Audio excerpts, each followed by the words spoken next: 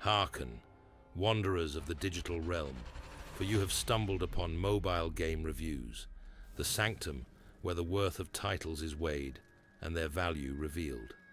Today, we bear witness to the arrival of a tale most grievous, the Metroidvania known as Blasphemous. Prepare yourselves, for what lies ahead shall be a journey of penance, intrigue, and revelation. Let us begin. Okay, before I begin, this video is going to be short because I'm not going to be spending time explaining the game as a whole. I'm going to be explaining it as a mobile port because there is a lot to talk about. So let's start from the beginning. I claim you, grievous miracle. Make my chest hurt with regret. Forge your punishment and nail it deep. Shape my guilt once again.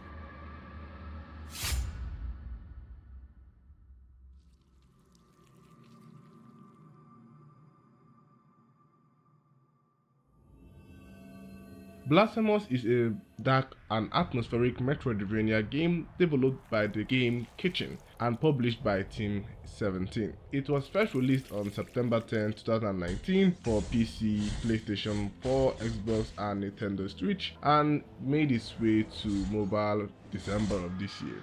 Although Blasphemous is an amazing game on its own right, having perfected what it means to be a clever, brutally difficult Metroidvania set in an even more brutal, aesthetically and intellectually edifying world.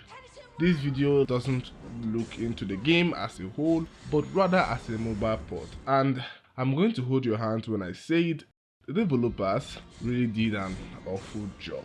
Don't get me wrong, the world rendering, gameplay and compatibility is really good, making the game run quite smoothly, but that's about it. That's where everything good about the game comes to an end. The controls, the UI and interface feel very rushed, like a walk without a sliver of care. Everything is just jumbled up. Mind you, this is a game where the enemies can do this to you if you don't mash the right keys.